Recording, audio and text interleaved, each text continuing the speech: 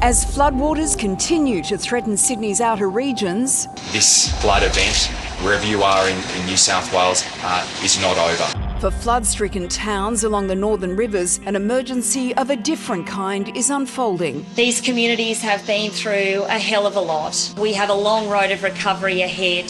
Fear turning to frustration. There's about 400 people. They're sleeping under tarps in their cars, hot cars. The nursing home's generator's gone down. The pharmacy, he's been keeping his medication in our camping fridge. Murwillumbah, Mullumbimby, Ballina, Lismore, Coraki, to name just a few. We're on this little hill and we're surrounded by floodwater now for 5 days. There's been the local copper, it's been him and the other lady, 2 of them. For this whole time, we're needing to see boots on the ground. Towns struggling for food, power, water, petrol, basic supplies. You couldn't get choppers into the air because it was unsafe to fly. The federal government, through the ADF, were able to provide essential supplies into those evacuation centres. That took longer than anyone would have liked. Visiting Ballina, the New South Wales Premier has added to his Emergency Services Minister's portfolio, appointing her Minister for Flood Recovery. I'm determined to make sure that every single person gets back on their feet as quickly as possible. In Lismore today, Chris Barth spoke to locals who fought for their lives as the waters peaked. My niece was on a roof in South Lismore and she kept calling me, Auntie Renee, please, please come and get us, we're going to drown. And there was nothing I could do. And in the chaos, they struggled to reach emergency services. Did you call 000 for help as well as the SES? No, just called SES. Anyway, we got out. I dialed 000, that went dead. I didn't bother the SES after that because we couldn't get on to them at all. A little bit of legislation for these fellas to get out and do their job a little bit quicker, so they can get out in floodwater and that'd be good. Now, deep into the clean-up, their anger is only growing. They told us that they were sending help and help never came. It was the residents of Lismore who were the ones who saved people. All the people that have come to help us are from other towns. We spoke to a woman today who was 38 weeks pregnant on her roof with 2 kids. She got a call back today about the 000 call she made while the floods were up to her neck in her roof and she was wondering how she'd get out. Do you accept there's been systemic failure here? That's completely unacceptable. That shouldn't happen. But has there been systemic failure here? I'll look through that, but clearly that is completely unacceptable. Well, Shane Fitzsimmons is the head of Resilience New South Wales. He joins us now.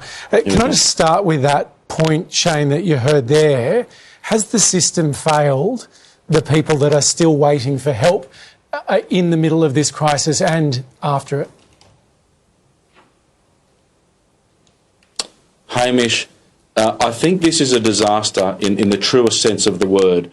We're talking about an event that hasn't been experienced before. We saw forecasts of a height and the realisation of something many metres of more. It's been terribly distressing. You hear those stories, you see those images. It's confronting, but it is absolutely disastrous. The record-breaking flood levels have impacted, have dislocated and disrupted the lives of many, many thousands of people.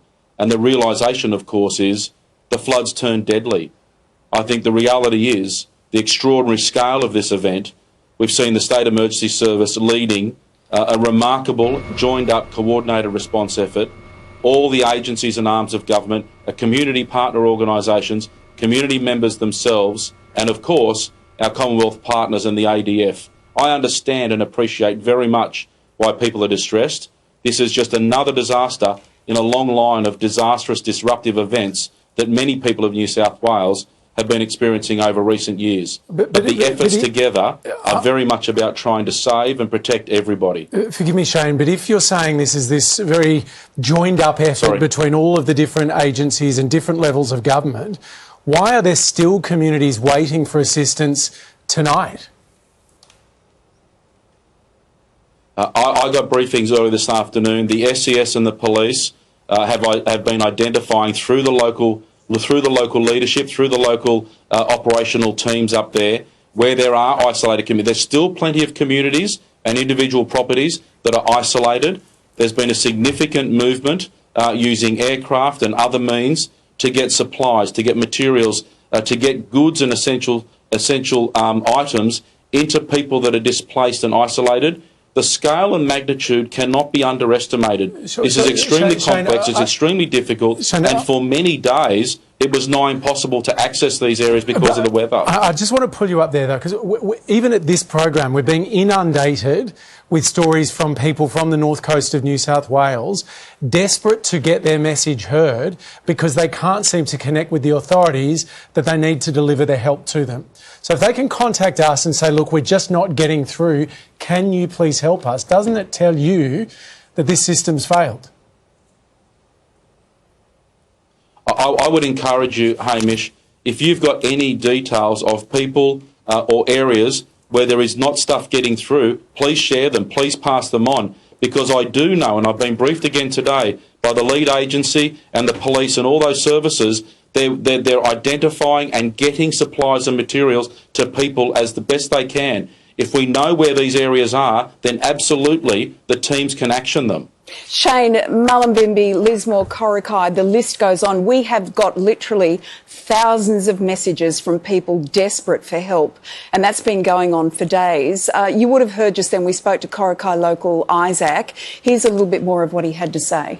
Premiers will say that this has been, a massive unprecedented event. I thought we would have also seen an unprecedented effort from the military, police force, all of these start to trickle into these outlying communities, especially after having 5 days without power. I haven't seen the mass support that you would think would come from having such a mass disaster like this. And Shane, this is the thing. We spoke to so many locals who said they couldn't get hold of the SES or the police. When they did, they were told if they were onto the SES, call the police. If they got to the police, they were told call the SES. And this is when people are fighting for their lives, Shane. You did such a brilliant job during the bushfires, but there's a very strong sense here that no one knows who was meant to be in charge of this complete disaster. Who is?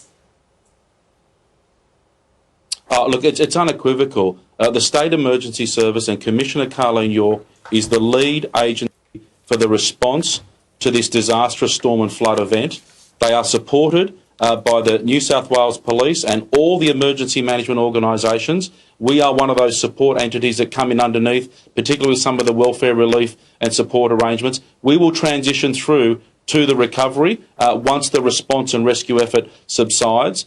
Those examples, Lisa, I can genuinely understand and appreciate the anxiety and the distress with what's unfolded.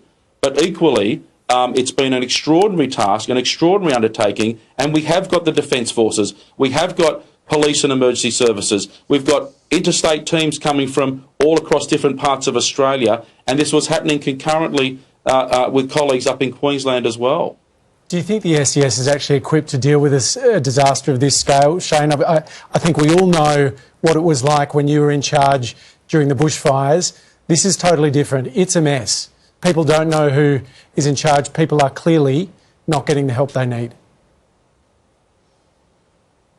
Well, all I can say is it's unequivocal who is in charge. The SES and Commissioner Carleen York are the lead organisation, the lead entity for overseeing responses to storms and floods. And what I would say is, just like the 2019-20 bushfire season that was unprecedented for New South Wales, we've got to remind ourselves that this storm and flood event, particularly in northeast New South Wales, is without precedent. We have not seen a flood event, a storm event of this scale, of this magnitude. It's absolutely distressing. It's turned out to be absolutely tragic, but it's amassed a casualty rate, an impact rate of a scale and magnitude that we have not seen before in this part of New South Wales. I suppose the question is whether any of that was unavoidable, but we will have to leave it there. Shane, we really appreciate your time tonight. We hope we can talk to you again in the coming days. Thank you. And we should say to all of you watching in those communities affected, we are hearing your stories. I know you're contacting Lise and myself personally. Yeah. We're trying to get the relevant politicians to front up and answer the questions, including the Premier of New South Wales, also the relevant federal ministers. We'll continue doing that, and please do keep reaching out to us.